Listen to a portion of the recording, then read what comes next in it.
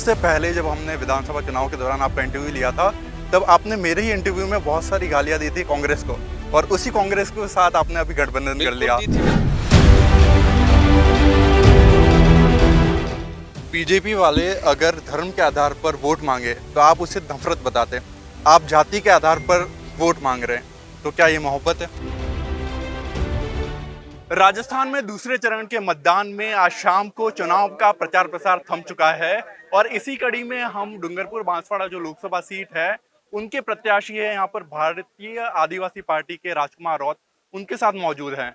उनसे हम जानने की कोशिश करेंगे। सर, आप विधानसभा चुनाव बहुत सारे लड़े, आपने पहली बार आप लोकसभा में उम्मीदवारी कर रहे हैं, क्या चुनौती रही, आपका अनुभव कैसा रहा वो बताइएगा।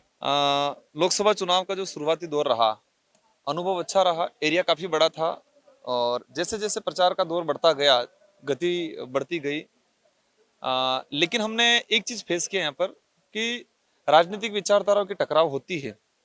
विचारधारा के आधार पे आदमी बोलता है, कुछ हद तक झूठ भी बोलते हैं। लेकिन बांसवाड़ा के अंदर जो परिस्थिति देखी है मैंने, महेंद्रजीत मालवीय उम्र में मेरे से काफी बड़े हैं, राजनीतिक अनुभव भी उनका 40 साल का अनुभव है, मेरा तो 31 साल उम्र हो रही है। लेकिन वो उस आदमी ने जिस तरह से बोलने का स्तर गिरा दिया, जिस तरह से झूठ फैलाना जो शुरू कर दिया, जिस तरह से उनके माइंड में ये है कि मैं पैसों के दम पे चुनाव लड़ लूंगा। लेकिन जनता ने वास्तविकता समझ लिया, और मुझे इस बात की खुशी है, और मेरा जो अनुभव रहा उसमें ये कि जनता से बढ़ के कोई नहीं है, जनता से बढ़ के राजकुमार रौत भी नहीं है। जनता ने एक बार ठान लिया, उसको कुछ भी करो, जनता करके दिखाती है, और इस बार करके दिखाएगी।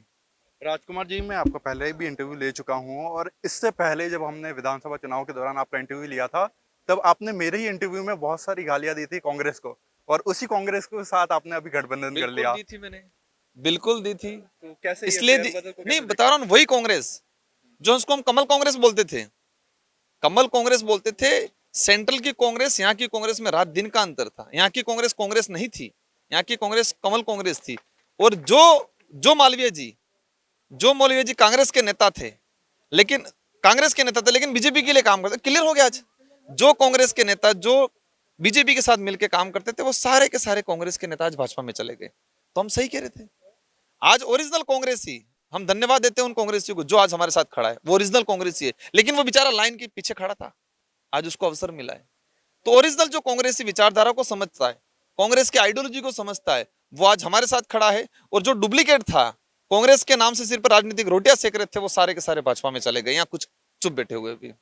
सर, कल मेरे मन्नालाल जी रावत जो हैं उदयपुर से प्रत्याशी, उनसे मिला था। वो बोल रहे हैं कि बीजेपी वाले इतना दुष्प्रचार कर रहे हैं, और साथ ही वो ये भी बयान दे रहे हैं कि अगर मुसलमानों के साथ आदिवासी शादी कर सकता है, और इस तरीके के उनके बयान काफी वायरल हो रहे हैं। उस पर आप क्या कहना चाहेंगे? अगर ये मुझे बता दे कि राजकुमार रौत ने ये बात कब बोली, तो मैं कल खुद अपील कर दूंगा कि मुझे वोट मत दो।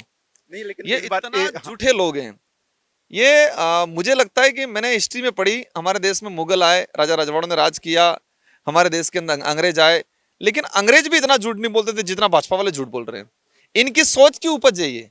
हिंदू मुस्लिम का जो एजेंडा है इनका, इनकी सोच की उपज है। ऐसा बोलेंगे ताकि लोग बिखरेंगे, लेकिन जनता ठान लिया, तुम कुछ भी बोलो, नंगे होके सड़कों पे निकल जाओ तो भी जनता डगमग होने वाली। शर्म आनी चाहिए उन लोगों को, शर्म आनी चाहिए। देश का प्रधानमंत्री बैठा हुआ, प्रधानमंत्री की मौजूदगी में मालवीय इतना बड़ा झूठ बोल रहा है। ये आपसे से कहो कि आपने राजकुमार रौत ने कब बोला, कहां बोला? इतने झूठ। हमारी बोलने की तो बात ठीक है, ये सोच भी नहीं सकते हम, क्यों बोलेंगे?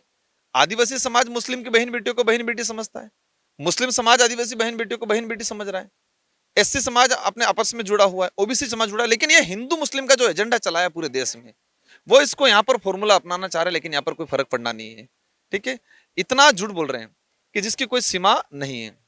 बीजेपी वाले अगर धर्म के आधार पर वोट मांगे तो आप उसे नफरत बताते। आप जाति के आधार पर वोट मांग रहे हैं, तो क्या ये मोहब्बत है? ये मुस्लिम समाज का भाई, हमारे कलाल समाज के हैं, हमारे ब्राह्मण समाज के सभी लोग हैं। मैं बोलता हूँ कि मैं आदिवासी समाज में पैदा हुआ हूँ, यहाँ पर 75% आदिवासी है। तो मेरा धर्म बनता है कि मैं सबसे पहले आदिवासी समाज की बात करूं, क्योंकि आदिवासी समाज की आर्थिक स्थिति बहुत खराब है। यहाँ का जो शारीरिक बनावट, एजुकेशन, हर स्थिति। तो आदिवासी समाज का बात करना, इसका मतलब ये नहीं है कि हम किसी समाज के विरोध में काम कर रहे हैं। एक सिंगल सी चीज बता दो मुझे कि राजकुमार रौत ने किस समाज के लिए कब गाली दी? ये माहौल बनाया, प्रोपेगेंडा बनाया है कि जाति के नाम से, ऐसा कुछ नहीं है। आदिवासी समुदाय से आते हैं, हमारी जिम्मेदारी बनती है समाज के लिए लड़ना। इसका मतलब ये नहीं किसी और समाज का नुकसान करना। इस चीज को समझना पड़ेगा।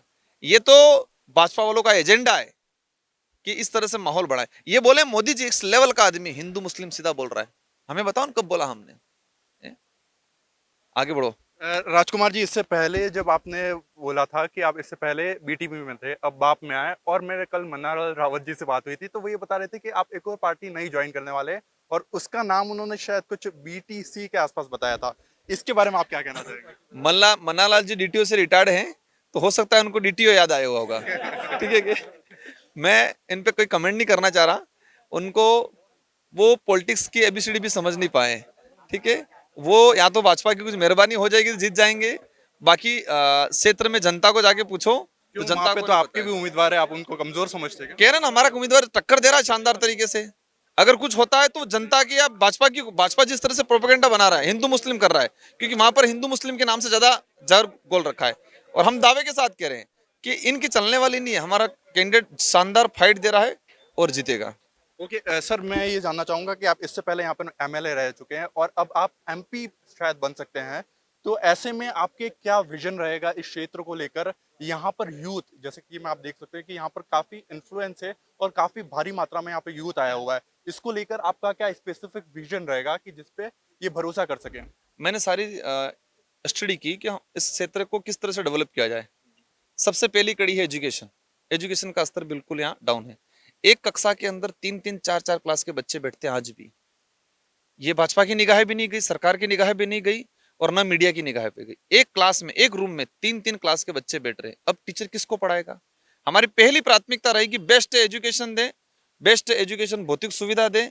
सेकंड नंबर प्रायोरिटी रहेगी बेस्ट एग्रीकल्चर रहे, बेस्ट रोजगार उपलब्ध करा, ताकि गुजरात जो पलायन हो रहा है वो नहीं हो। तीसरा नंबर पे रहेगा हमारा रिजर्वेशन, जो संविधान के अनुसार जो प्रावधान है उसको धरातल पे लागू किया जाए। चौथा नंबर पे जो रहेगा, आज भी बिलाना जमीन चारागाह पड़ल जमीन पे लोग बैठे हुए, उनको मालिकाना हक मिले। बहरहाल आपको शुभकामनाएं आपके इस चुनाव के लिए। ये थे राजकुमार रौत, डूंगरपुर बांसवाड़ा से प्रत्याशी। अब देखना होगा कि चुनावी नतीजे क्या रहते हैं।